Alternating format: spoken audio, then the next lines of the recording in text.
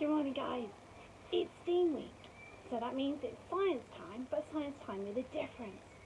Now, if you remember, STEAM stands for science, technology, engineering, art, and maths. So today I've got a challenge for you.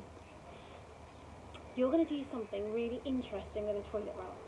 Can you apply the STEAM skills to it? So, have a think. What could you do? At the moment, it says the humble toilet roll. Years ago, you probably would have made binoculars, but what could you do now? Can you do something pretty amazing?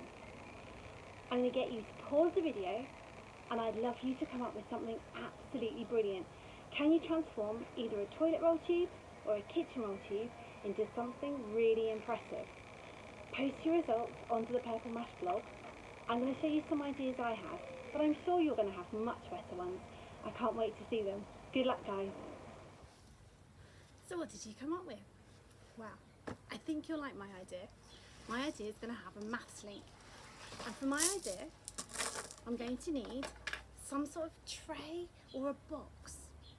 And into that, I'm going to use smaller pieces of the tube. So I've cut them up. And I'm going to arrange them into my tray, just like this.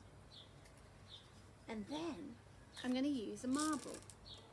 And the marble's going to help create the game. So you're going to have to weave around a bit like a maze. So I'm making a cross between a marble run and a maze, but it's going to have a maths connection. So stay tuned and see what I come up with. So here's my idea. Now, because the tray was shiny, I put some paper on the bottom, and then I've arranged all the tubes. I've cut them up to different sizes, and I've used double-sided sellotape, and that will just keep them in place. Now, what you could do is you can practice with a little bit of paper. So you can use your paper and try and use your skills to get it through the tubes. Now, I'm going to try and decorate it up to make it look a bit more attractive, but we can have some really good fun with this. You might have some addition. So you might be doing some mental maths calculations. You might do some subtraction. You could do some timesing. You could have different skills maybe.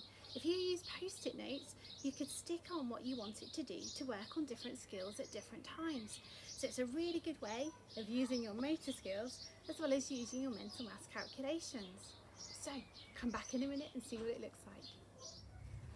So here's my game. What do you think? Now, because it's your game, you can make up your own rules. You might want to say the first person to reach 100. So you could use post-it notes because at least you can take them off then and change them. So you can change the numbers which are on your tubes.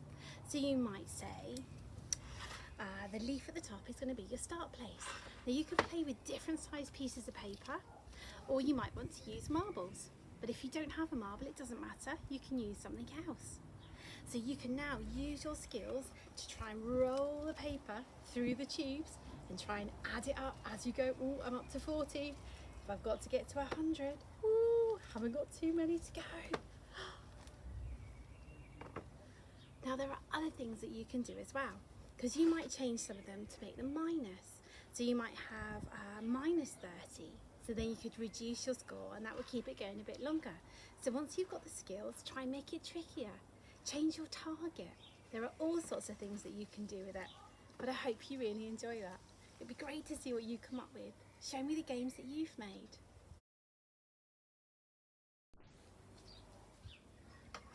Now the other thing I'm going to make is a bird feeder. I don't know about you, but I've seen loads more birds in the garden, so I thought it'd be really good to make a feeder for them.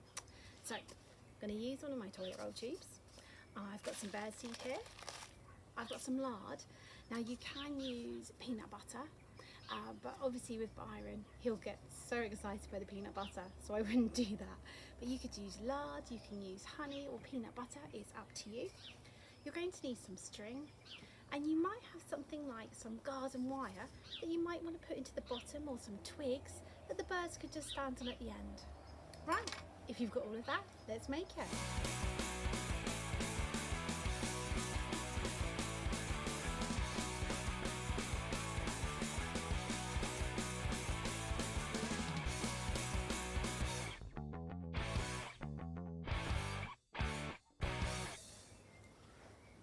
So here are my two bird feeders. Now, quick bit of advice. I would not do it on a really hot day. like I did, because the lard is going everywhere. So try and do it early in the morning, or put the lard into the fridge so it's a little bit harder when you put it onto the cardboard tubes. But hopefully I'll see some birds in the garden eating, which will be really good. If you do that, take some photos.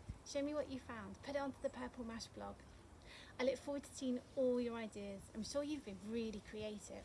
And if you can't think of anything, well, you can do the maths game, or you can do the bird feeders. See you tomorrow, guys. Bye.